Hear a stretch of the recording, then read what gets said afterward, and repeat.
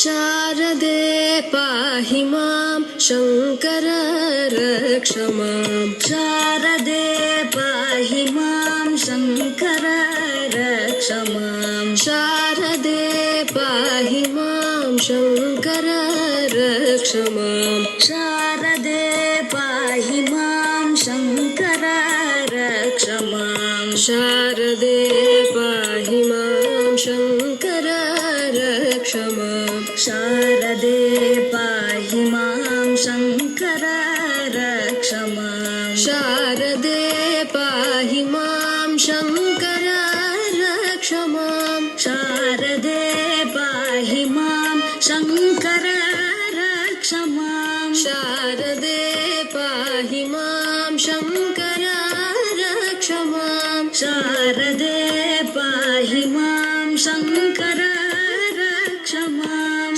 शारदे पाहि मां शङ्कर रक्ष मां शारदे पाहि मां शङ्कर रक्ष मां शारदे पाहि मां शङ्कर रक्ष मां शारदे पाहि मां शङ्कर रक्ष मां शारदे पाहि मां शङ्कर रक्ष मां शारदे पाहि मां शङ्कर रक्ष मां शारदे पाहि मां शङ्कर रक्ष मां शारदे पाहि मां शङ्कर रक्ष मां शारदा शारदाम्भोज वदनां वदनाम्बुजे सर्वदा सर्वदास्माकं सन्निधिं क्रियात् सदाशिवसमारम्भां शङ्कराचार्यमध्यमाम् अस्मदाचार्यपर्यन्तां वन्दे गुरुपरम्परां भारतीकरुणापात्रं भारतीपदभूषणं भारतीपदमारूढं भारतीतित्तमाश्रये विद्याविनयसम्पन्नं वीतरागं विवेकिनं वन्दे वेदान्ततत्त्वज्ञं विदुशेखरभारतीं सद्गुरुचरणारविन्दाभ्यां नमः। Hari Om. Welcome to the Panchadasi lecture series. Over to you, Mami. All yours. Please continue. Thank you.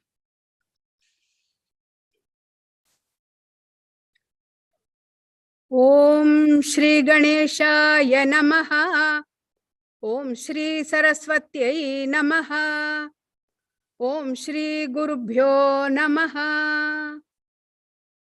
Sada Shiva Samarambham Shankaracharya Madhyamam Asmadacharya Paryantam Vande Guru Paramparam Shruti Smriti Purananam Alayam Karunalayam Namami Bhagavat Pada Shankaram Loka Shankaram Shankaram Shankaracharyam Keshavam Badarayanam Sutra Bhashya Kritau Vande Bhagavantau Punah Punah Ishvaro Gururatmeti Murti Bheda Vibhagine Vyomavat Vyapta Dehaya Dakshinamurtaye Namaha Samasta Jana Kalyane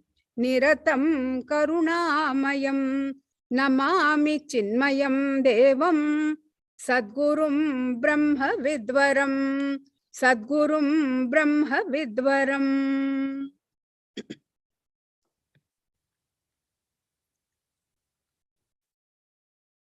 Namah Shri Shankarananda Gurupadambu Janmane Savilasa Mahamoha Graha Grasaika Karmani. Prostrating to Devi Shardamba, to Mahasannidhanam and Sri Sannidhanam, Swami Chinmayananda, and the entire Guru Parampara, we start today's class.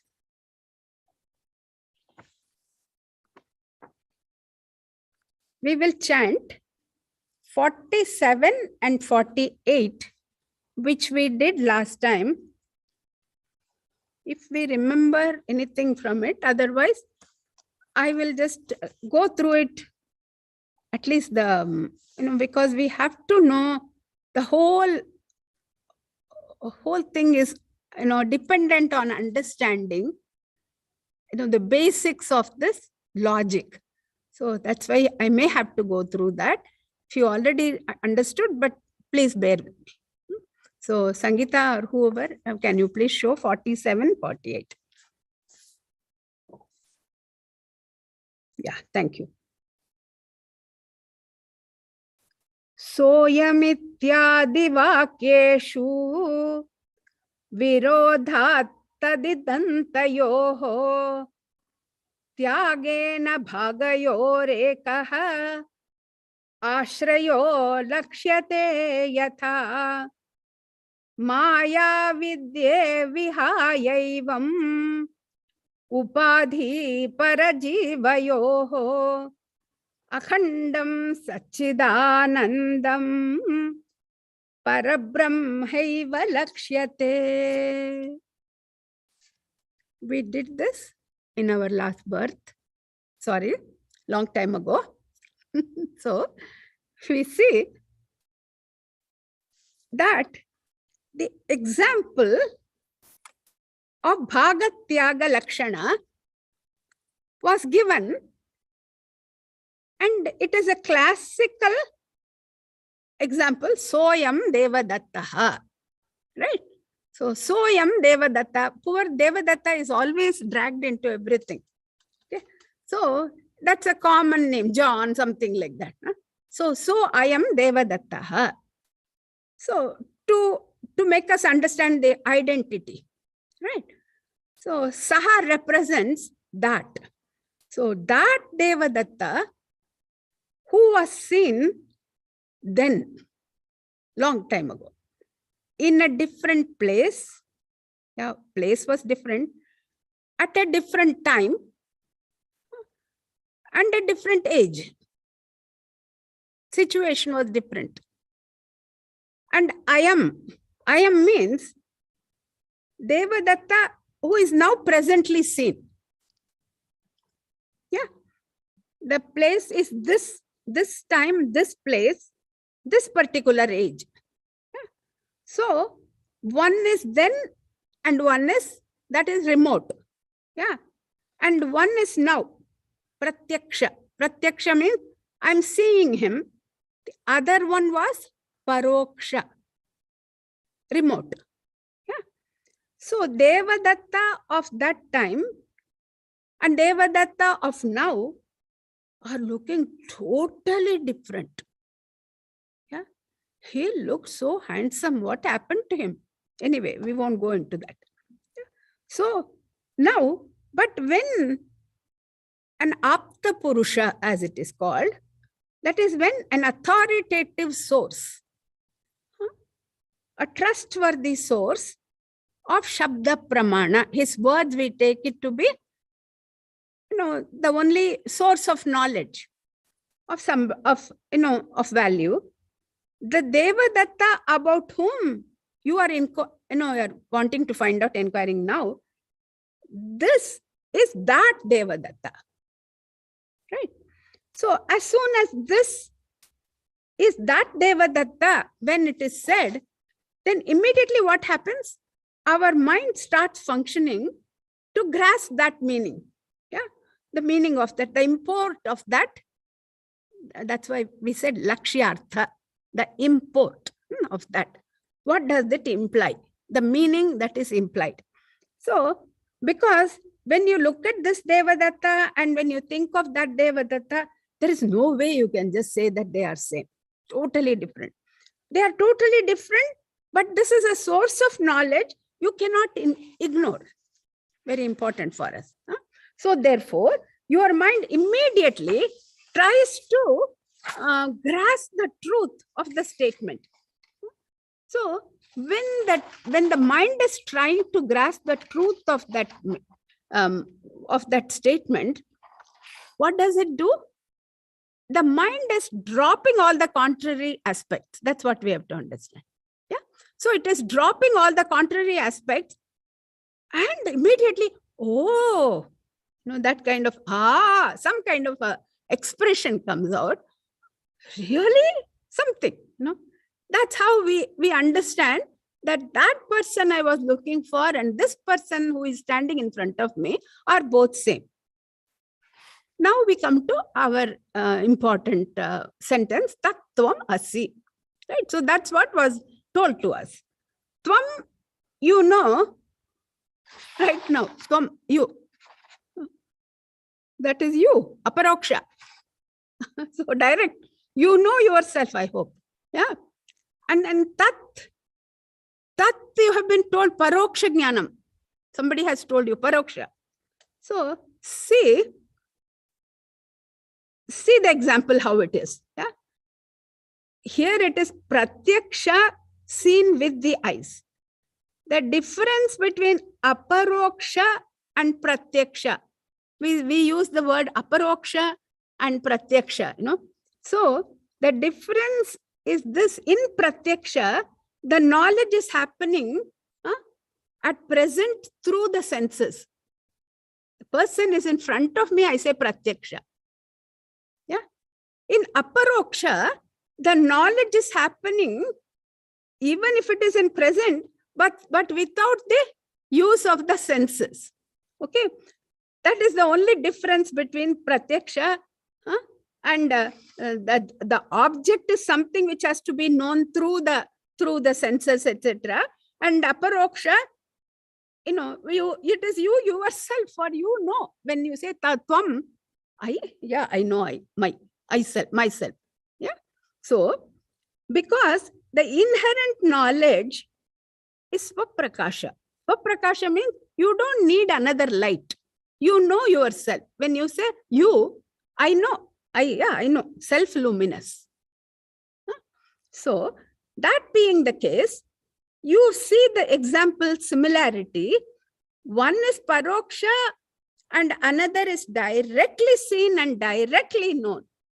And there is no way that Devadatta and this Devadatta can be one without this knowledge. I wouldn't even have known.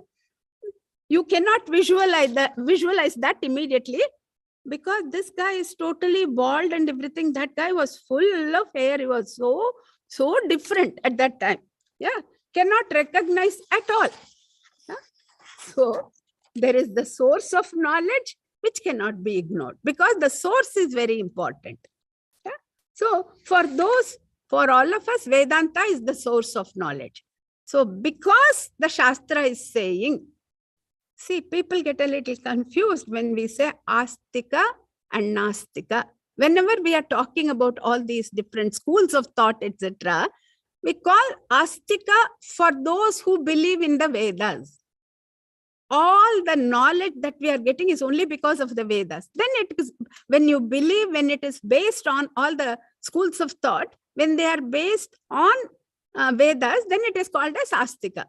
Those who do not believe, like Charvaka, Buddha, they are all non-believers in Vedas. That doesn't mean they don't believe in God.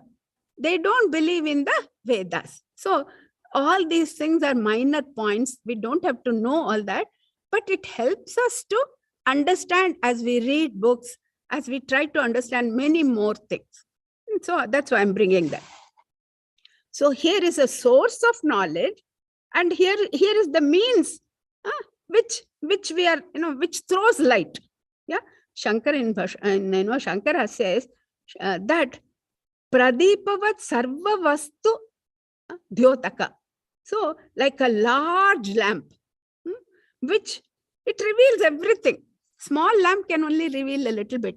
Our Shastras are like floodlight, whatever you want to say. Everything will be seen in that. So many things. Yeah. So now, how do you understand? Now, the same process we adopt here also. Now you have understood what Vedanta says, and then we are talking about Tattvam Asi. What is that? What does that mean? Last time we did this, I'm just repeating. So what is Ishvara? The equation we have to know. So Brahman plus Maya. Right? Brahman plus Maya is equal to Ishvara. And what is Jiva?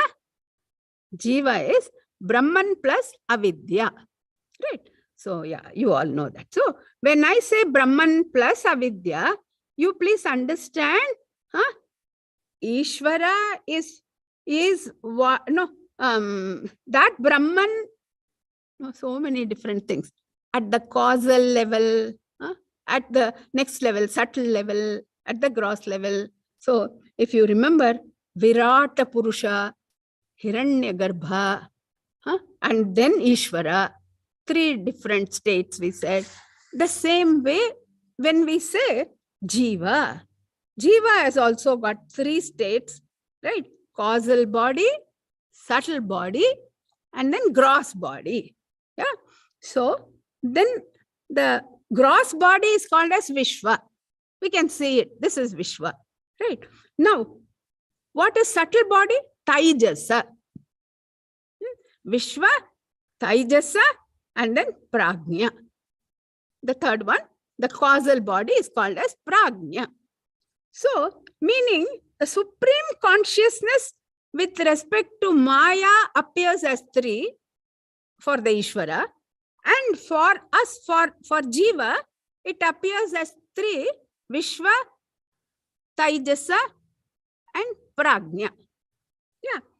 So, now we know, very simple, waking state comes, but waking state goes when the when the next state of dream state comes.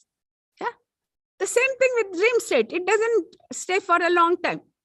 That comes, and then the causal body, the deep sleep state comes. And that also goes. So nothing is permanent. Yeah. So the Vishwa nature in me, the Taijasa nature in me, the Prajna nature in me, they are not permanent. There must be something that is permanent. Yeah? Everything is ephemeral. Ephemeral means impermanent. Yeah? So all these states are impermanent. Now, we are saying this for Tattvamasi to be understood properly. Okay. So that, the whole logic is, based on all these things. So now, when you say Tattvam Asi, when that is said, it is Paroksha Jnanam. Yeah. Now, it will become more and more and more clear as to why they are saying that Tat and Tvam are the same. Why Vedanta is calling like that? That is not obvious at all. Very easy to know that it is not obvious.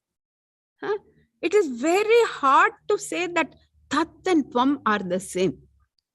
It is not easy to digest even. Yeah. So, but please remember, whenever we say these are all ephemeral, that is just a nice word to use. Ephemeral, impermanent. But actually, anything that is impermanent is false. Okay? It's not there. It is false. Okay? But we don't want to say it. We just make it a little bit nice to hear. That's all it is, polishing it. Okay? So, can there be any truth that is ephemeral? Then it is not truth. Once it is not permanent, then it is not truth. It is a lie only. Don't say like that. We don't like it. Yeah. So ephemeral means impermanent. Truth is permanent, but false is impermanent. And because false is impermanent, even when it is impermanent, it is false. Okay. So that is the reason we have to say that all that we are seeing about our Vishwa, Taijasa, Prajna, etc., they are all ephemeral, because Prajna state comes, Prajna state goes. We just now said how each state comes and each state goes. It is very impermanent. When we say it is impermanent, it is not the truth. I am something different from all this. Yeah.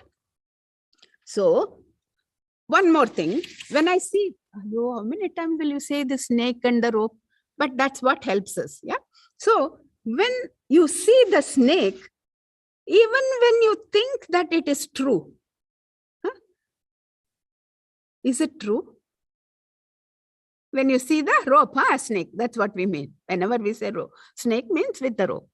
So even when I was seeing that snake, it was not true. Yeah. So it is false only. And that's why we say that impermanent is false. Even though at that time it looks like true, it is not true. Yeah.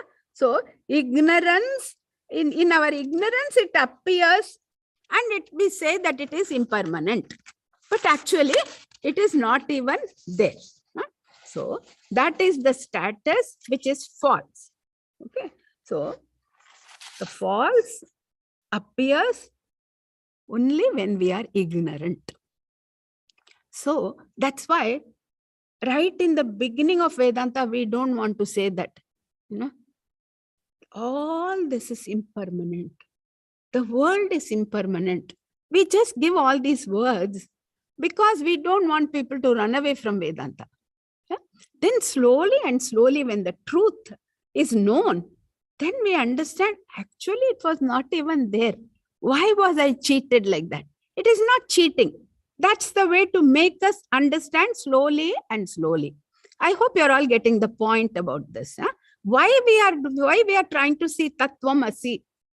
And why are we taking this route, Bhagatyaga Lakshana? So that is the reason. This is the reason behind it. Yeah. So even though I said it is impermanent now, you can go one further step and then say it is all false. So that's why the power of Brahman, that Brahman, it is called as Maya. The power of Brahman. Just look at the word. So amazing. Maya. Yeah? So the etymological meaning of Maya, we all know. Yeah? It has to be turned around. So when you say Ma and Ya, so we say Ya Ma Sa Maya. Right? What does that mean? Ya, that which is Ma, not there.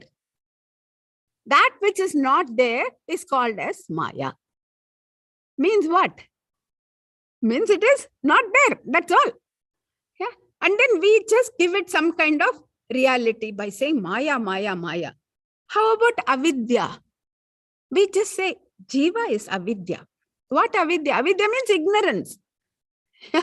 So ignorance, can it stand any kind of questioning? No, it is ignorance. Once you become, knowledgeable, that ignorance state was just something to just say, when in ignorance I thought like that. That means you didn't know. Doesn't look very nice to say that. Yeah? So these are all the beautiful fallacies that we adopt to make this Vedanta understood in the beginning. But as we go deeper and deeper and deeper, we understand that actually everything is just false and the real thing is Brahman alone. Yeah. So if we say Soyam Devadattaha, that Devadatta who had a black mustache at that time, just saying something. Now everything is white, white. Head was full of hair. Now nothing. Yeah. What happened? Yeah. So none of them even the body, we all say all the cells are different. Everything is different. Yeah? So what is that Soyam Devadattaha? The Devadatta-ness. What is the Devadatta-ness? Something which makes him this boy or this person is there. Yeah. Whereas all the other things are totally not there. Totally different. So the individual Devadatta is the truth, and that transcends the body. Okay. So that is the person. So he is not a personality. So the example is so perfect when we say Tattvamasi, to make it understand Soyam Devadattaha. Why did they take that? Because you can see the similarity in both of them. The same way, Ishvara also. Okay, the same thing you can always say for that. So, but people don't like it. You think you are Brahman? What do you think? Huh? So, no, I'm not talking about me as you see, this is Brahman. No, definitely not. I'm not. Yeah, but I'm talking as my essence to be Brahman. Yeah, what in, I said Devadatta-ness, no, something like that, I-ness. Yeah? So it's like the wave and the ocean. When we say the wave and the ocean are same, wave can never be ocean. Wave is so small, it has nothing. Ocean is so vast. But the wave in its essence is water. The ocean in its essence is water. So the wave is not there at all. Really speaking, only ocean is there. Yeah, we understand that. But actually speaking, even the ocean is not there. What is there is water only. Water, water everywhere. Yeah. So the ocean is also false. The wave is also false. Yeah. So these are all the different kinds of the logic that we have adopted, but we didn't go into the details of it at that time. But it is high time we understand why we are trying to make sense of this whole thing, Tattvam Asi. Now, some people who don't understand, they say, this is blasphemy. How can you say you are Brahman? There is no blasphemy. Yeah. So, yeah, in the beginning, we didn't understand. But then slowly and slowly, now we understand. So, this is the absolute truth. Yeah. So, having understood this, now in the 47th shloka, Soyam ityadi vakyeshu virodha tad idantayoho tyagena bhagayoho ekaha ashrayo lakshyate yatha. That means, by dropping apart the bhaga, by dropping apart, ekaha ashrayaha lakshyate. Yeah. One lakshya, whatever is there, that is what is indicated. And that is how Soyam Devadattaha, right? So, helps you to discover through implication. So, how? By dropping one of the parts of that sentence, right? I hope you all remember, we did that at length. So, then you come to the oneness. In the same way here, he says, this in the 48th verse, Maya avidye vihaya evam upadhi parajivayoho akhandam sachidanandam parabrahma eva lakshyate. Yeah. So, now Maya and avidya, both are dropped. Which are the upadhis? So, of Ishvara and Jiva. We all know that. Maya and Jiva. And then Tattvamasi Mahavakya helps you to discover that oneness. What does it help you to discover? That you are nothing but Akhanda Brahma, no, Sachidananda Brahma. You are that Akhanda Sachidananda Parabrahma. You are that. Suddenly, then you discover your oneness. So this is the ultimate message of the Vedanta. Yeah? So final teaching should be this. But we are only in the 48th shloka. Yeah. So in the span of 48 verses, in the first chapter itself, he has now so many chapters to go. What will he teach? Yeah. The teaching has been brought to a conclusion. All right, you are all done. So all children now, all everything done. We can say like that. No, it cannot be said like that. There is always a Purva Pakshi. So Purva Pakshi means, actual meaning of that is prior point of view. First point of view, before knowing. Yeah. So we call it as an opponent. Yeah. And the later, the proponent is called Siddhanti. So opposite of Purva Pakshi is Siddhanti. He is the proponent. Yeah. So final point of view. The established view is told by this Siddhanti.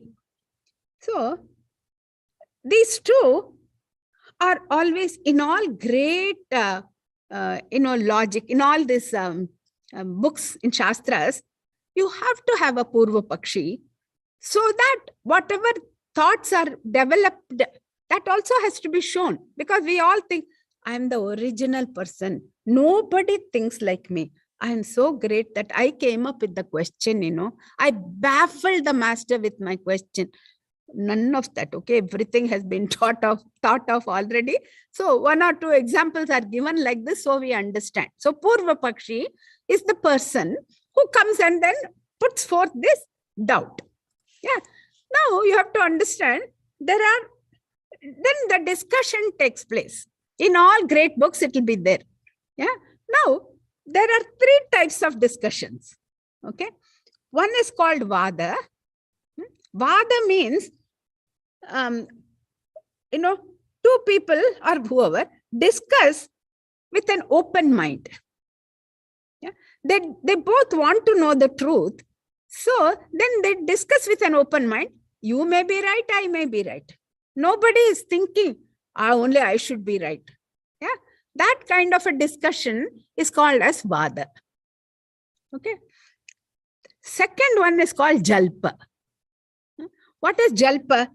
Jalpa means both of them have decided only I am right, he is wrong. Yeah. So I start arguing with the idea that I am right. And you start arguing with your idea that you are right. Both of us are only fighting for our own, whatever the discussion. And the third guy is even great, Vitanda. So, Vitanda, he does not have a point of view. Then why does he discuss?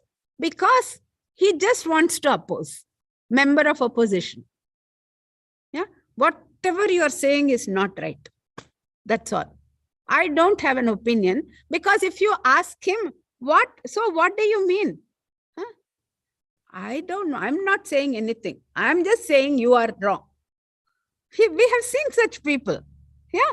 So it's very, very interesting that everything is, classified like this. Yeah. So now, so Vadaha. So the person, both of them want to know what the truth is. Open mind. They just both, he says, no, I think it is like that. No, it's not like that because, okay, yeah, that's right. Then they continue. That is Vadaha. Then, so in the other one, each one has to say, I am only right, you are wrong. And the third person, he has no point of view, but he just wants to say, you are wrong. Finished. Yeah. So here, in this, in the thing that we are going to take in the next, why we are talking about all this is because this person is doing Vitanda. Okay, very interesting.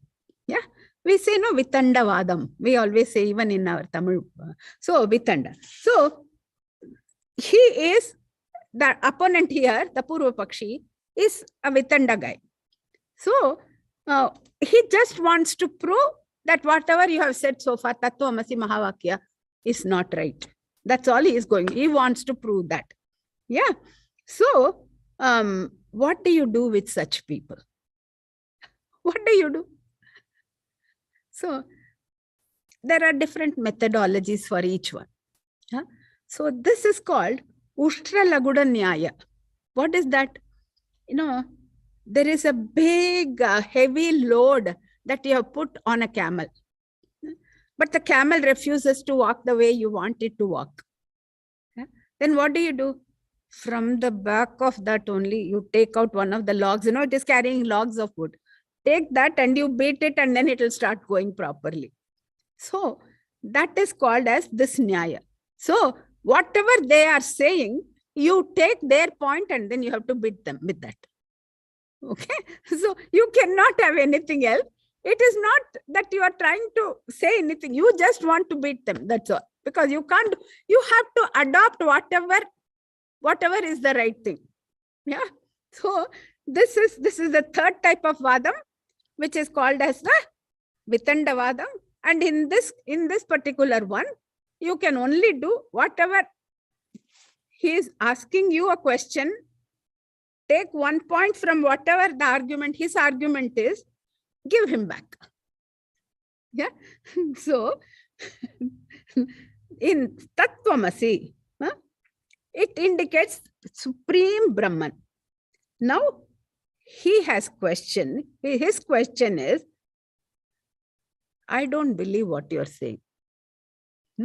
How can words, ever, indicate what that supreme reality is? You can never indicate it. Okay. So this is his. We will just see the question today. We will also see the answer, but we won't be able to go into the details because it's another huge, big logic. Okay. So we'll see whatever we can do.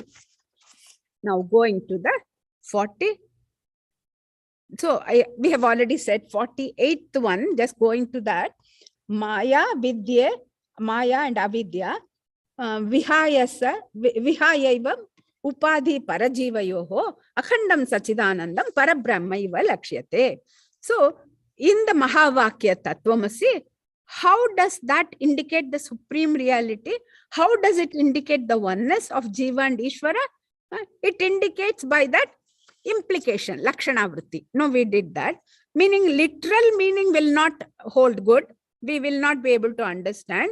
Literally, Jiva cannot be Ishvara. So it forces you to take the implied or the deeper meaning, and then it helps you to comprehend what the meaning of the Jiva and Ishvara are. So we use the method called Bhaga, Tyaga, Lakshana. So you are forced to drop a part of Ishvara and then a part of the literal meaning of Tat Ishvara, and then you are forced to take out part of the Tvam, Jiva, right? And then the Mahavakya is indicated as Akhanda. You are that Akhanda Sachidananda Parabrahma. So, okay, so by removing the Upadhi of Avidya for the individual Jiva, and then Maya for the Ishvara. So immediately the Lakshyate, immediately you are, I understood. So the purpose of Mahavakya is to indicate the ultimate reality that you are that Parabrahma. That is what was told. Now the Mahavakya indicates the supreme reality Brahman, and you and Jiva and Ishvara are one and the same. So now the Purva Pakshi is going to raise a question. He wants to corner the Siddhanti. Yeah, that is the main idea, that you are wrong. You said the Mahavakya indicates supreme reality called Parabrahma, which is Akhanda, which is homogeneous. So you say that the supreme reality is nameless, formless, qualityless, etc. can any word, can any sentence with words ever indicate anything without any quality? Do words ever help you comprehend something which does not have any property? The words are there only to indicate things with property. Your Tattvamasi and all that, forget it. Yeah. So now going to the 49th shloka.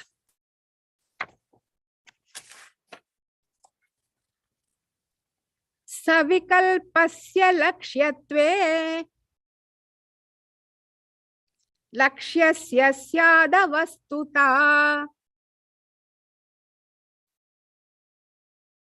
Savikalpasya lakshyatve lakshyasya syadavastuta. Nirvikalpasya lakshyatvam na drishtam na cha sambhavi. Nirvikalpasya lakshyatvam na drishtam na cha sambhavi. Savikalpasya lakshyatve lakshyasya syadavastuta. Nirvikalpasya lakshyatvam na drishtam na cha sambhavi. Savikalpasya lakshyatve lakshyasya syadavastuta. Nirvikalpasya lakshyatvam na drishtam na cha sambhavi. All right. All right. So, savikalpasya. Now, if that Brahman, you are saying it is attributeless. Okay, but then of that Brahman with attributes, if you want to indicate, so if that which is comprehended by this sentence, that Brahman, if that Lakshya is with attributes, question is, does it have attributes or not? That is the question. Okay. So if that the end product that you're trying to, that Brahman or whatever you want to call, you call whatever. But if in your sentence, if it is with attributes, savikalpa cannot be reality. Cannot be reality. Why, we will see. No. If you say that Brahman is nirvikalpa, if you say like that, that can never happen because we have never seen anything like this. Yeah, it is never possible. And it shall never be sambhavi in the future also. Otherwise, your grandson may come and prove. No, that's also not possible. No. There are different ways of understanding. So, vikalpa has the meaning of option or doubt or difference or properties, qualities, so many different things.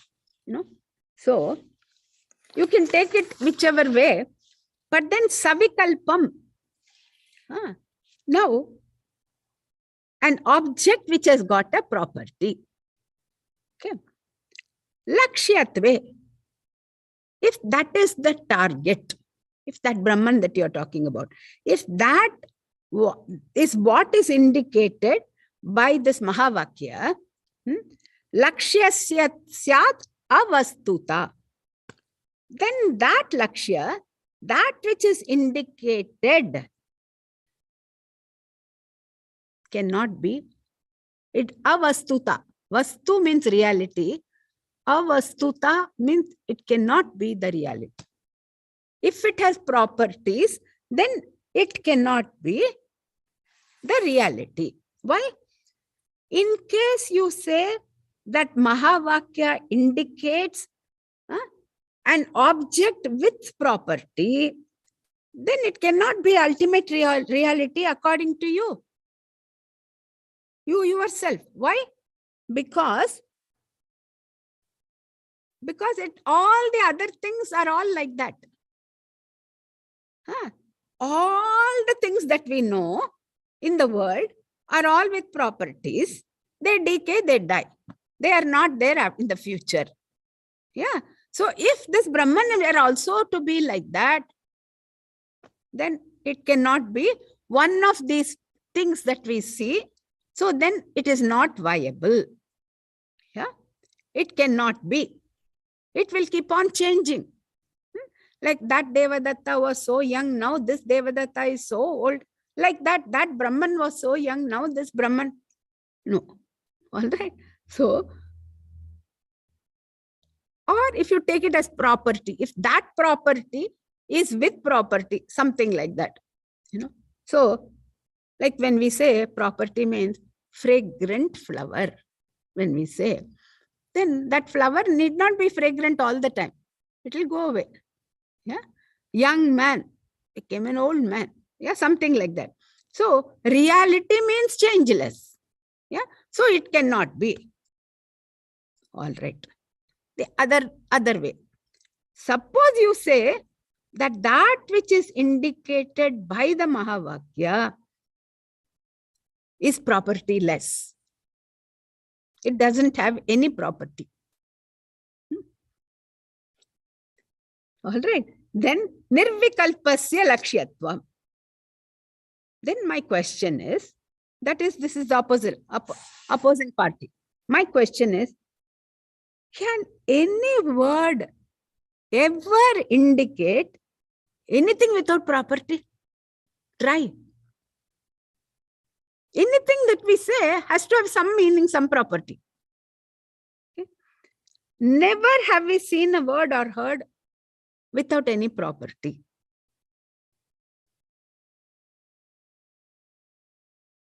Because words are constructed using the property.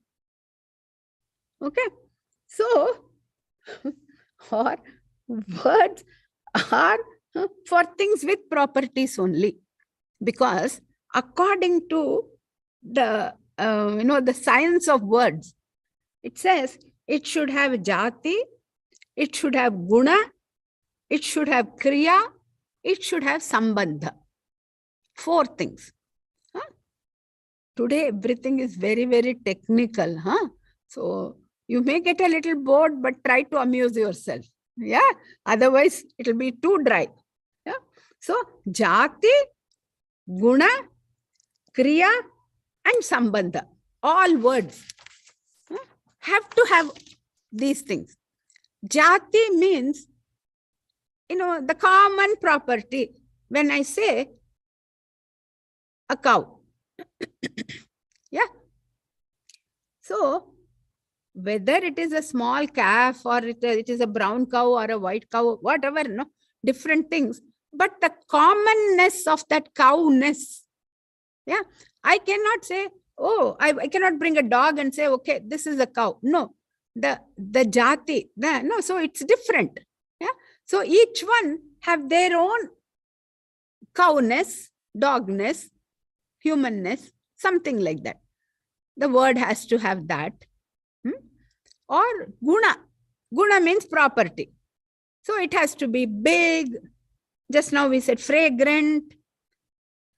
So it's always, the usual example that is given is big, blue, fragrant flower, something, lotus. So big, blue, fragrant, these are all the gunas. Yeah, the word should have some kind of guna. Or the word may have an action. For example, we may say the cook. Cook means the person who is a cooker, not cooker, whatever. Yeah, so the person who cooks. Yeah, or a doctor. Yeah, whatever the person does. No, I'm a housewife, husband. That's what you do. Yeah, so we said jati or guna or kriya, and then or sambandha, some relation. When you want to know, you say, I'm the son of so-and-so, daughter of so-and-so, mother or father, whatever. No, we always give some kind of relationship. Words are all built on either one or the other of this, or many of this. So, Mahavakya cannot indicate Nirvikalpa without any gunas. It's not possible. Because the words, Mahavakya means sentence, but that has words, and words they have to have meaning. It cannot be indicating that. We said it cannot be indicating that which has attributes, because if it has attributes, if it has properties, if it has gunas, then it will be like all other things, and they will all not be there. They won't be there. They are not permanent. And if we say it is Nirvikalpa, then that is also not possible, because then there is nothing then. What you are saying is not, it doesn't make sense to me. Therefore, it is useless. Mahavakya, throw them in the garbage. Because whether it indicates this or that, it's not possible. Yeah? So this is called as Vitanda. Yeah? So then we ask him, then okay, what do you think then? I am not talking about myself. I am just saying that what you are saying is absolutely wrong. We come across such great people. Yeah? So it has to be answered. When such people ask this kind of a crooked kind of question, it cannot be answered. Like you cannot be sitting them down and trying to put logic. Already the logic has been said. We have done enough. Yeah. First half an hour we spent on logic only. How to understand this Mahavakya. Yeah. So that's what we tried doing. But still you are saying that it doesn't make any sense at all. So then what do? You have to take that Ushtra Nyaya, that camel's Nyaya. So now let us go to the next one. This is the 50th one, 50.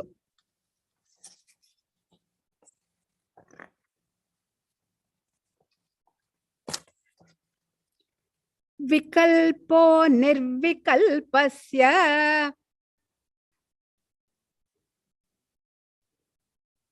savikalpasya sa bhavet.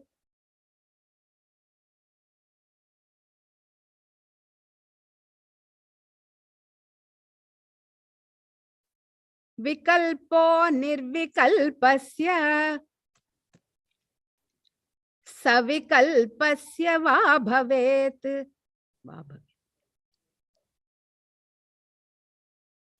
Adye vyahatirantyatran. So we'll have to say it together. Anavastha atmashrayadayah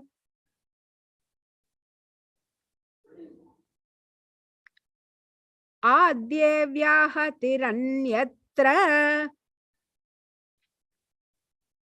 Like that. Anavasthatmashrayadayah. Together. Vikalpo nirvikalpasya savikalpasya va bhavet. Adye vyahatiranyatra anavasthatmashrayadayah. Vikalpo nirvikalpasya savikalpasya va bhavet. Adye vyahatiranyatra anavasthatmashrayadayah. All right. Now let us see. Now, this is being answered by the Advaiti, that person. Now, he is asking that objection, that doubt that you have now asked, yeah, about which this we are discussing right now. What is the locus of it? What is it based on? What is the substratum?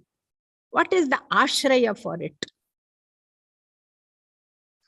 I want to know why you are asking this question, whether it is with property or without property and all that. That one, that doubt or that property that you are asking, about which you are asking now, is that substratum. What is that substratum? What is the locus on which you are asking?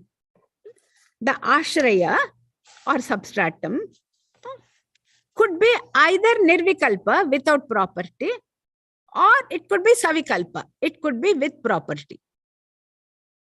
Yeah, it could be either of them. Okay. So now in the first sentence here, now see, vikalpo nirvikalpasya savikalpasya syat. Okay. So if this objection that you are now saying, this vikalpa, this property, nirvikalpasya, of that attributeless, savikalpasya, of the one with attribute. Yeah. Does this objection, does the objection relate to the one without attribute, or does it, is that based on with attribute? First, you have to tell me that. You have to put another question, yeah, for him to now get baffled, because he doesn't have a point of view. Yeah, we can see that.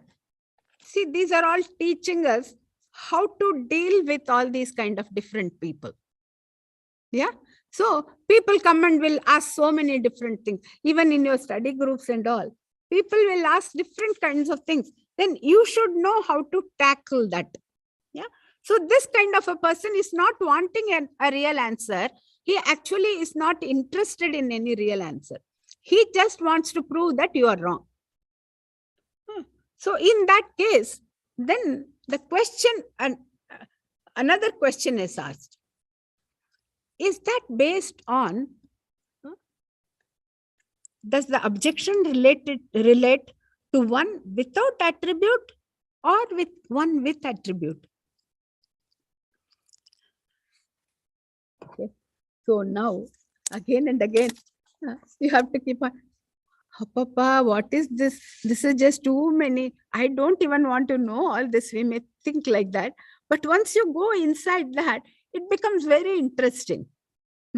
So here it says, so the Siddhantin is not directly answering the Purva Pakshi. Yeah. So that we have to understand. So now, that as we said, he is just using that beating, that kind of a nyaya. Yeah. So this is the question is being asked by a Nayayika. Nayayika means what? There are 6 schools of thought, as I told you.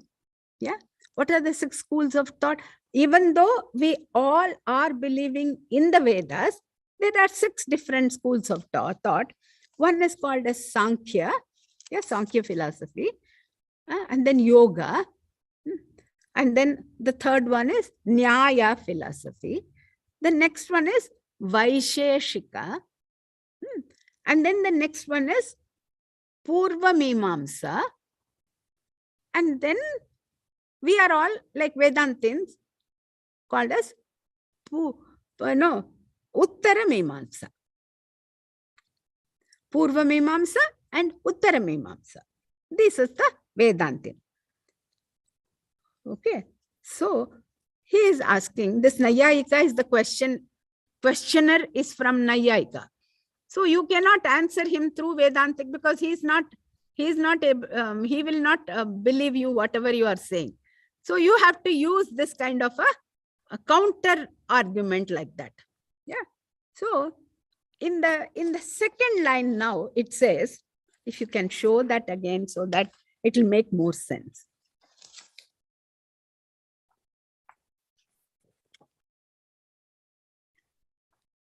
So, vikalpaha nirvikalpasya savikalpasya va bhavet.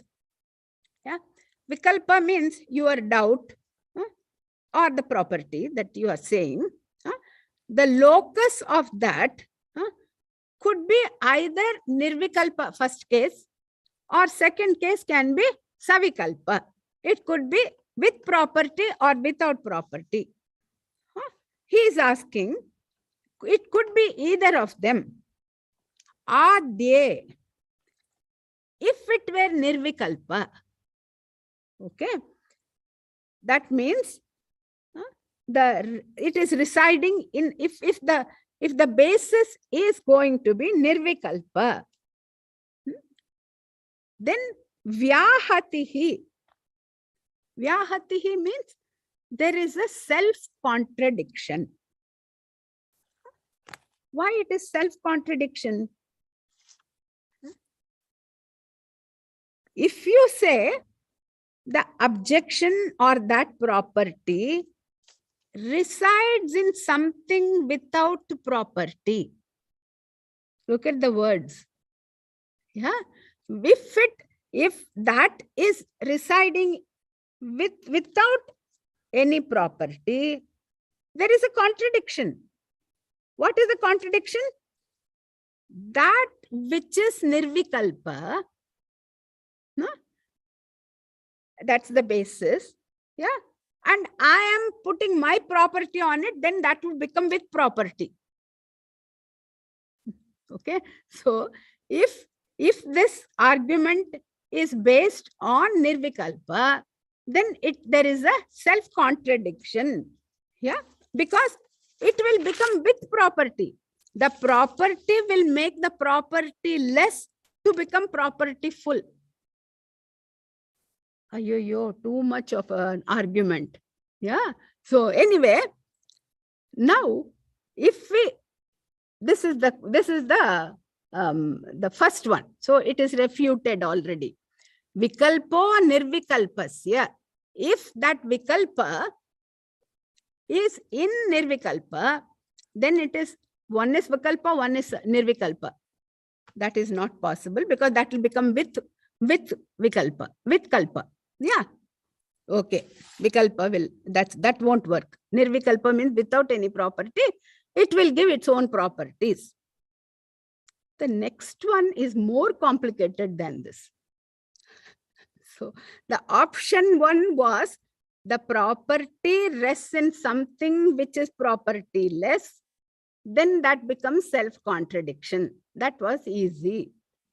But if you say that property, that vikalpa, rests in something which is savikalpa, which already has properties, then what happens? There are 4 defects.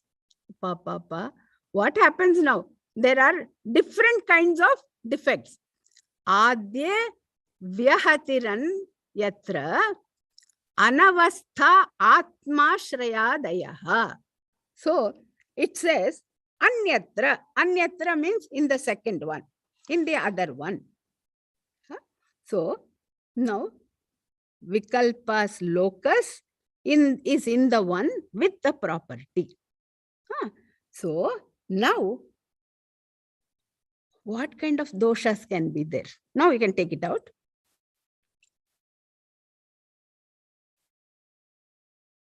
Okay.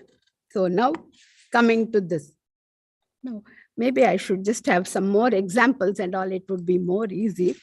But right now, today we'll just do like this. Next time we'll have more examples for this to be understood properly. Otherwise, it'll go above our heads. This kind of a logic will go above our heads. Yeah. So what was the first one? The first one we said if that property that you are talking about, property means that vastu that you are talking, the Brahman, that which you are talking about, if that property, the basis of that is nirvikalpa, property less, then it won't work, because the property of this will become, if that is the basis, then this will give its own property. So it won't work. That is easy to understand. But if that is it is based on the thing with the property. If that is the basis, anyatra, the other one, then what happens? There are 4 kinds of defects that will come. Yeah? Now, this is again a lot of logic. So next time only we'll take it. What are the 4? Let us see. One is one defect which is called as Atma Ashraya Doshaha. Atma Ashraya Doshaha. That means one will be dependent on the self-dependence. That dosha will come.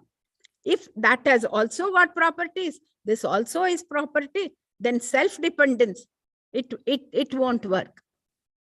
The second dosha, the second defect is called Anyonya Ashraya Doshaha. Anyonya, mutual. One will start depending on the other will start depending on this. That is a second kind of dosha. Okay, all right. Auntie, how many are you going to keep on going to say like this? Yeah, then, so first one was self dosha, Atmashraya dosha, Ashrayam. Ashrayam means dependence, dependence on self. That is one dosha, defect. The second one is called as Anyonya Ashraya dosha, dependence on each other. That is the second one. Then the third one, Chakraka dosha. What do you mean by Chakraka dosha? The word itself will say, it's saying circular dependence. What? Nice, circular. Or sometimes it's also called as cyclical. So, defect of circular dependence. Now, when you say all these things, the person who was asking questions will automatically say, okay, now that's it. Now I understood. Whatever you are saying is right. I think this is one of the methodologies. I think that's how I feel, But now, so he is giving now all the things. Fourth dosha. What is the fourth dosha? Dosha is Anavastha dosha. Anavastha dosha we have seen many times. It means the defect of infinite regress. Yeah. So this is these are the 4 types of doshas that can be, seen. Now, when he says all this, then it becomes very tough for the person to answer then. Then he will just take it up one by one. What do you mean by Atma Ashraya dosha? Defect of the self-dependence. Anyonya Ashraya dosha, defect of the mutual dependence. Then Chakraka dosha, that is the cyclical dosha. And then Anavastha dosha, the infinite regress. So these are all the different doshas. So now, when all these things are told, then your mind starts becoming very, very perplexed. I don't know what dosha, because I never wanted to understand anything. I just wanted to refute. Mine was a simple question, but you are making it complicated. Yeah. So in other words, we'll just go back to the question again. Yeah. So what was he asking? Let us go back to the question again. 49th verse. Can you show that?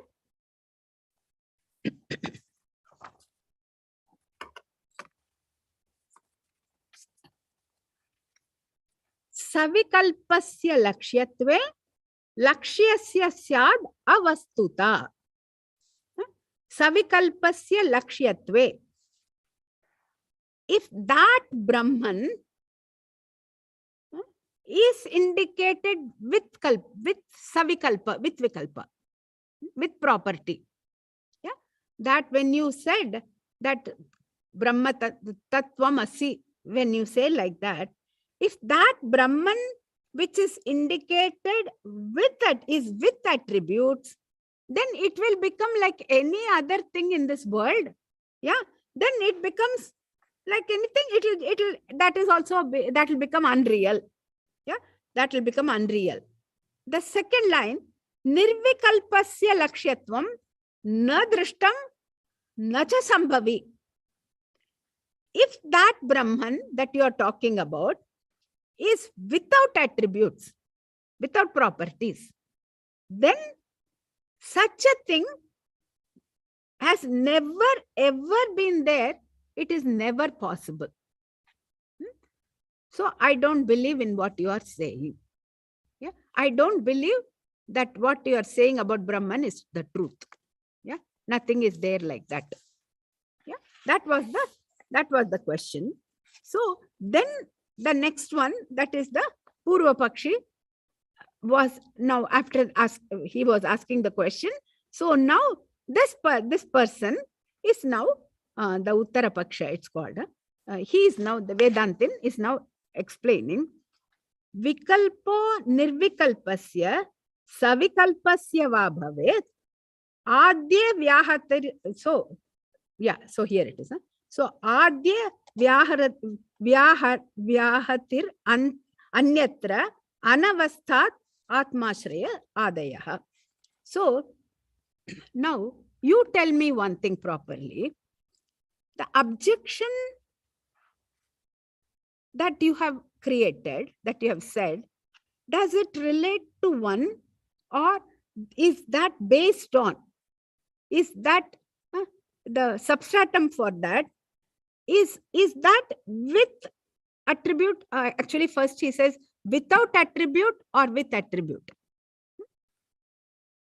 Then if it is without as attribute,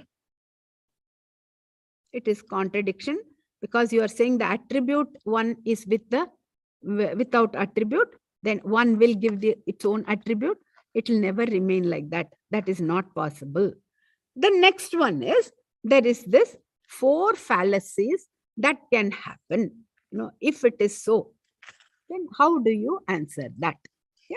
So what are the 4 fallacies? For that, we need to go into more and more of all this, all this logical sequence, etc. Maybe I'll have to have some kind of figure or something for us to understand. Otherwise, it will become too dry a subject. Okay. So next time, maybe I can just show something, some diagrammatic thing. Then it will make more sense. Then we'll come to all the 4, because it will be very, very interesting once we understand.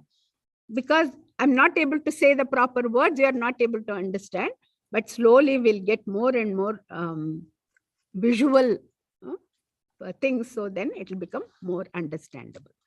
All right. So we'll come to that next time.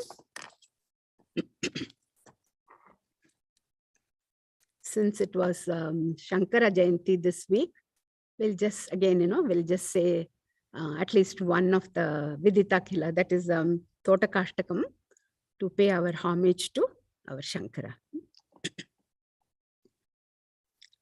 Vidita Khila Shastra Sudha Jalade Mahitopanishad Kathitartha Nide Hridaye Kalaye Vimalam Charanam Bhavashankara Deshika Me Sharanam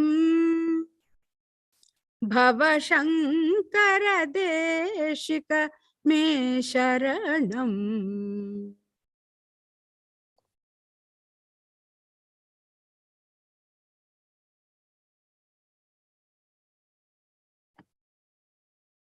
Om Shankaracharya Varyaya Namaha.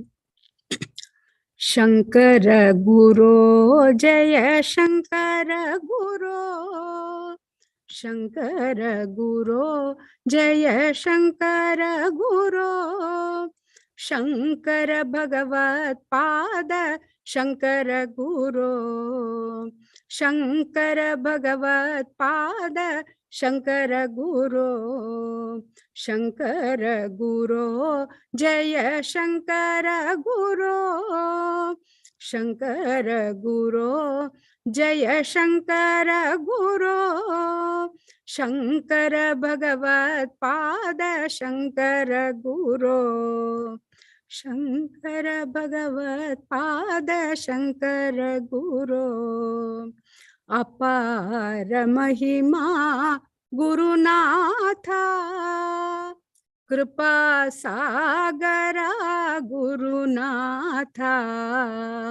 Apara Mahima Gurunatha.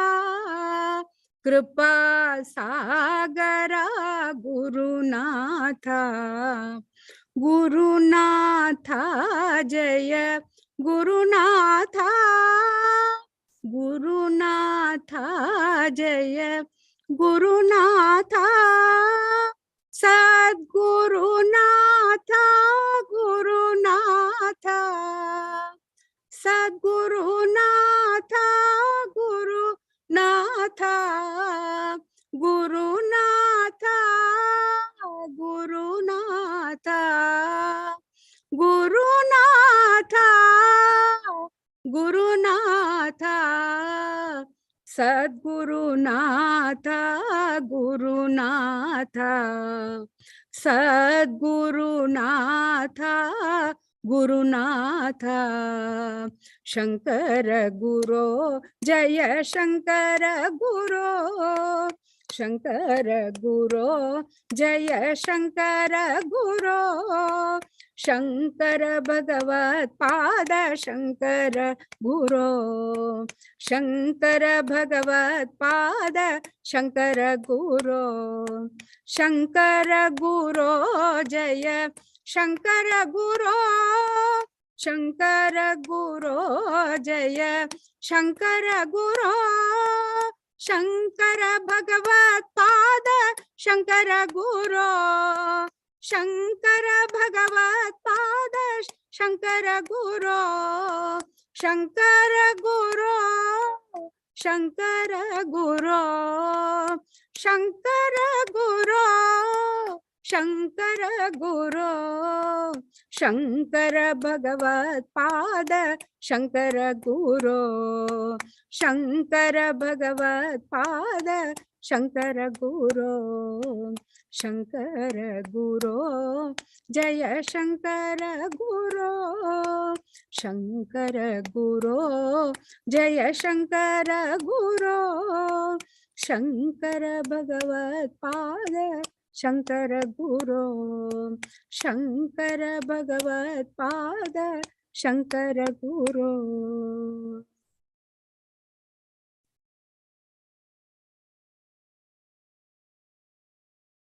Om Trayambakam Yajamahe Sugandhim Pushtivardanam Urvarukamiva Bandhanan Mrityor Mukshiyamamritat Asato Ma Sadgamaya Tamaso Ma Jyotirgamaya Mrityor Ma Amritam Gamaya. Om Shanti Shanti Shanti. Om Purnamada Purnamidam Purnat Purnamudachyate Purnasya Purnamadaya Purnameva Vashishyate. Om Shanti Shanti Shanti. Harihi Om Shri Gurubhyo Namaha. Harihi Om.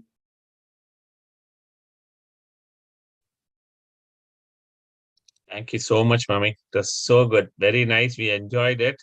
It is the song at the end was very, very telling. I think the more and more we read about this, It's just amazing, almost unreal that Shankara Bhagatpada even existed for 16 to 32 years. He did such amazing work. And we find one of those things from a Shishya. We are taking it a long time to understand. And it's so deep. It's so deep. I mean, I was just writing down some of the words you had mentioned just today. Vishwa, Taijasa, Prajna, Purvapakshi, Siddhanti, Uttarapakshi, Vada, Jalpa, Vitanta. And of course, our favorite Bhagatyaga Lakshana. And then the new one, which I hear, Ushtra Lagunavada.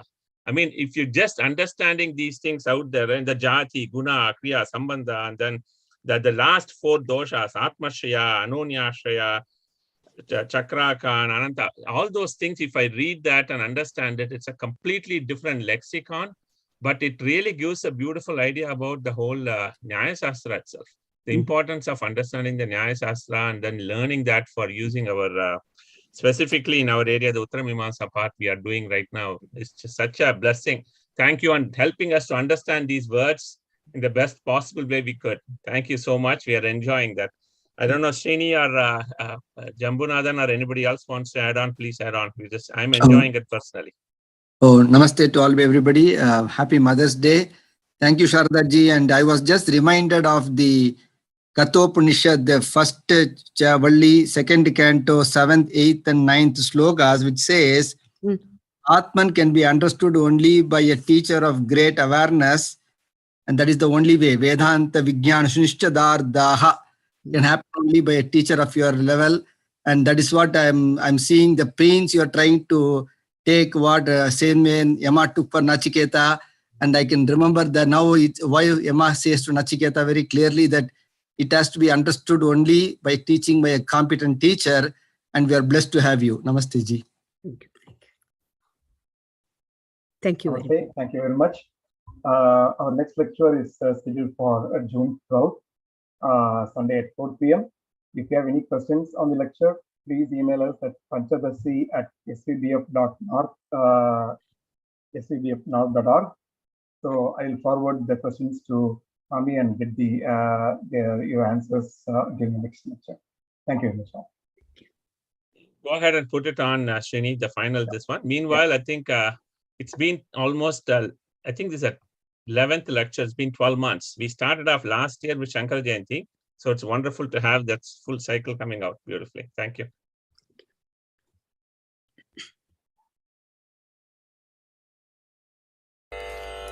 मंगलम गुरु श्री चंद्रमौलीश्वर के शक्ति गणपति शारदांबिके शंकराचार्यर के शक्ति गणपति महागणपति शारदांबिके के काल भैरव के काली दुर्गै के वीर धीर शूर हनुम मारुति चरणतिर्के मल्लिकार्जुनर के चल्व जनार्दनर के अम्बा भवानी कंबद गणपति चंडी चामुंडी के श्री कृष्ण भगवान के श्री चक्रवासिनी के सीताराम लक्ष्मण सहित मारुति चरणतिर्के विद्यारण्यर के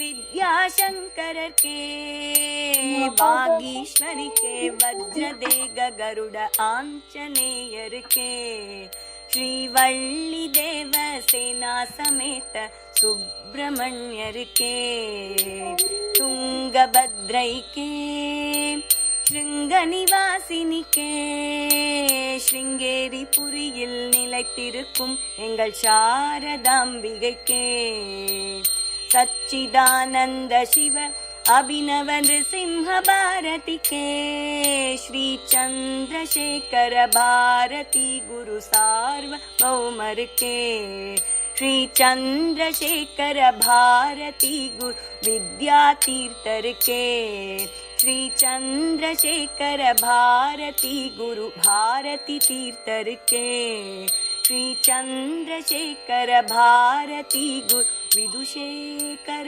भारती के मंगलम गुरु श्री चंद्रमौलीश्वर के शक्ति சக்தி கணபதி சாரதாம்பிகை சங்கராச்சாரியருக்கே சக்தி கணபதி மகாகணபதி சாரதாம்பிகைக்கே சிங்கேரி புரியில் நிறைந்திருக்கும் எங்கள் சாரதாம்பிகை.